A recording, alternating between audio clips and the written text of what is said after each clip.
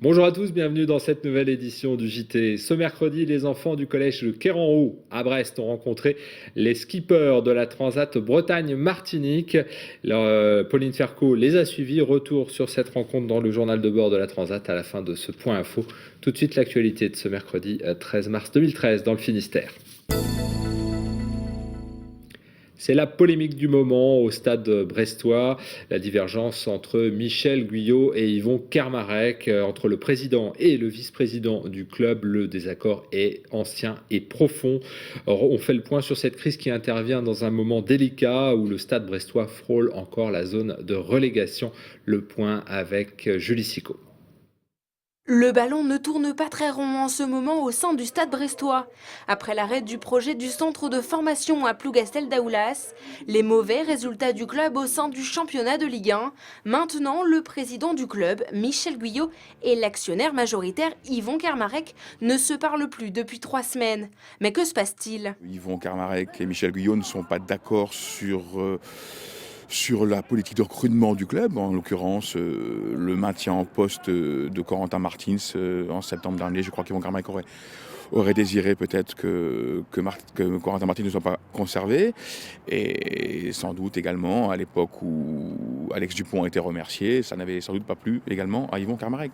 Tout ça fait beaucoup d'histoire. Pour remettre un nom sur tous les personnages, Corentin Martins, c'est le directeur sportif du club. Alex Dupont était l'ancien coach et d'ailleurs il n'a pas été le seul à être écarté. Dernière victime, Jean-François Dubois, le directeur général du club. Quelque part, c'est un exemple un petit peu des dysfonctionnements qui règnent au sein du club. C'est quand même un signe fort qu'a montré Michel Guyot en mettant à pied son directeur général. C'est aussi, il l'a reconnu aussi hier quand on l'a rencontré, une façon d'affirmer que c'était bien lui le patron du club et qu'il entendait bien remettre de l'ordre un petit peu dans les bureaux. Les joueurs et les supporters se refusent à tout commentaire. Ce qui compte, ce sont les matchs. D'ailleurs, personne n'a souhaité s'exprimer sur cette affaire, même les premiers concernés. Prochain épisode ce jeudi, le Stade brestois tient un conseil d'administration. L'image du jour, c'est cette étonnante structure gonflable, une reproduction géante d'un morceau de côlon installé donc à l'hôpital de la Cavale Blanche ce mercredi à Brest. Le cancer du côlon est le deuxième cancer le plus meurtrier en France et pourtant il peut être traité facilement si le dépistage est précoce, comme le confirme le docteur Michel Robaskiewicz. Les taux de participation actuels au dépistage sont insuffisants, d'où la nécessité réellement de faire cette campagne de sensibilisation.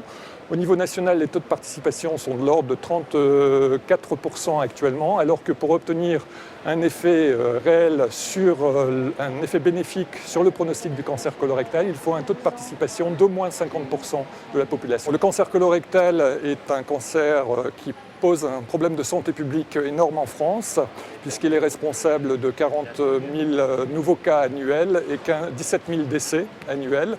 Et cela a incité les autorités sanitaires à proposer pour ce type de cancer un dépistage de masse, tout comme pour le cancer du sein. Alors ce matériel est un côlon virtuel, en quelque sorte, qui a pour but d'expliquer ce qu'est un polype. Le polype étant la lésion qui va aboutir avec le temps à la formation d'un cancer. Des propos recueillis par Xavier Patrijon, donc à l'hôpital de la Cavale Blanche à Brest. Et pour plus d'informations sur le dépistage du cancer du côlon, on peut contacter l'association ADEC au 02 98 33 85 10. Et à noter aussi ce jeudi 14 mars au Vauban à Brest, une pièce qui sera consacrée donc à ce dépistage intitulée « Rire et mieux dépister le cancer ». L'entrée y est libre. 54, c'est le chiffre du jour, moins 54% de ventes de logements neufs dans le Finistère en 2012. Avec cette chute libre, l'année 2013 pourrait être l'année du changement dans le domaine de la construction, avec notamment cette question, comment développer l'habitat en évitant des villes tentaculaires?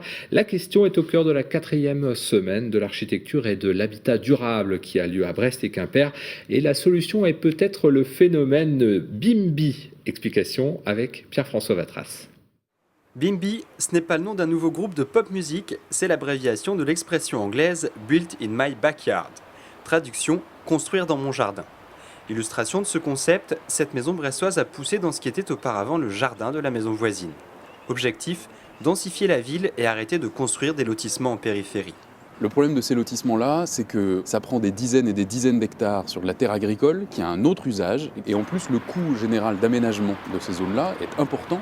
On essaye de les faire de plus en plus denses, mais on ne pourra pas continuer pendant longtemps à accueillir les milliers, les dizaines de milliers de logements qu'on doit construire dans les décennies à venir dans le Finistère et partout en France pour la terre agricole. Il faut réussir à densifier, à construire la ville sur la ville.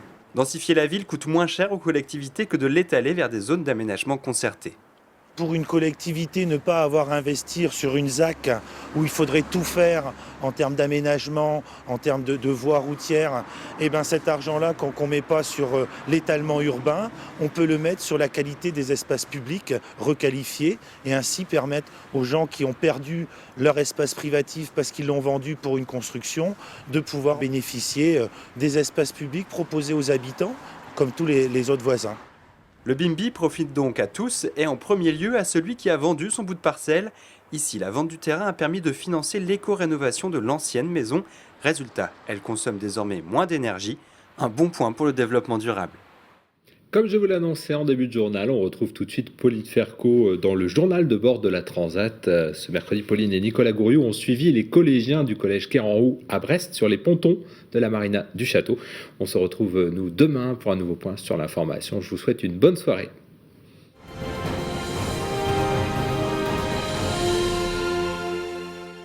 Bonjour à tous et bienvenue au port du Château à Brest. Nous faisons comme chaque jour un petit point sur la Transat Bretagne-Martinique. Alors ce mercredi, on est bien content parce que le soleil s'est enfin levé sur le village départ. Puis le mercredi, c'est aussi le jour des enfants. Et justement, les enfants aujourd'hui allaient à la rencontre de la seule femme engagée sur la course, c'est Christine. Regardez.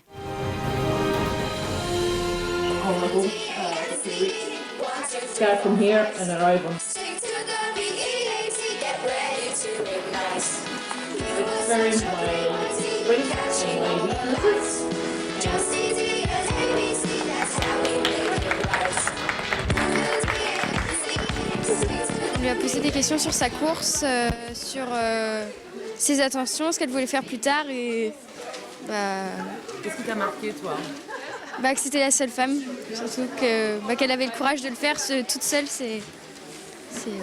Elle peut pas beaucoup dormir. Et du coup elle est fatiguée et elle mange pas beaucoup. Il n'y a pas de toilette.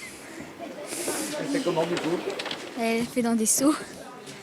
Elle peut quand même téléphoner à ses amis, donc ça c'est bien, mais avoir pas de nouvelles sur la météo et tout, ça me paraît dur quoi. Si elle tombe à l'eau, le bateau tourne en rond sur lui-même. Là, c'est des trucs, c'est des dangers, ça t'a impressionnant Oui, c'est assez impressionnant. Ouais. Qu'est-ce qui te fait... Toi, t'aimerais bien faire ça Non, parce qu'elle peut dormir que 20 minutes et elle peut pas manger tout le temps. C'est ça qui t'embêterait le plus ? Oui. Alors ça y est, on a rejoint Christine dans son bateau. Bonjour Christine. Bonjour.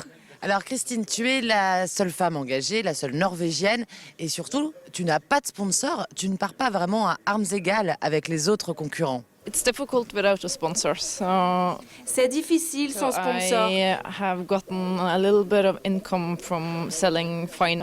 J'arrive à gagner un peu d'argent en peignant. So I have about, I think, 1/10 of the budget. J'ai environ un budget de 10% par rapport à celui des autres concurrents. But it's possible. Du coup, tu t'es fixé quoi comme objectif, toi, sur cette transatlantique ? Sailing a transat is a challenge on its own. Faire cette transat, c'est un challenge. Racing on top of Faire une course, c'est encore plus difficile. Finish and finish with a smile on my face. Je veux la finir et la finir avec le sourire. I'll do my best. I'll fight je me battrai jusqu'au bout, mais je suis norvégienne et pas française. Les Français sont les meilleurs. Dans la navigation solitaire, et c'est peut-être des petits moments que tu aimes comme ça d'être sur l'eau en solo, c'est quoi ? C'est génial de pouvoir repousser ses limites. Quand tu y arrives, tu es récompensé. Tu laisses tout à terre et tu es seule sur l'eau. Ok Christine, merci beaucoup et on te souhaite bon vent et une très très belle, une très jolie transat. Et l'ambiance s'est tellement réchauffée grâce au soleil qu'on a presque envie de se manger une petite glace. Et ça tombe bien puisque Marie-Thérèse est là pour faire des sorbets à la noix de coco. Bonjour Marie-Thérèse. Bonjour. Alors, comment ça se passe la préparation? C'est vraiment une technique presque ancestrale. Ancestrale, voilà. Alors là, on met le lait de coco, le lait Nestlé sucré, un zeste de citron vert, de la cannelle, de la vanille et cannelle, vanille et une petite goutte d'essence d'amande amère. Et je tourne. Et je tourne. Oh, ok. Je n'arrive plus à tourner, c'est que le sorbet est prêt. D'accord. On va regarder? Ouais, on regarde. Voilà. Oh là là, c'est magnifique. Alors je peux vous donner à goûter? J'aimerais bien. Oui. Merci beaucoup Marie-Thérèse. Et puis moi je vous donne rendez-vous demain pour un nouveau point sur la Transat Bretagne-Martinique. Salut!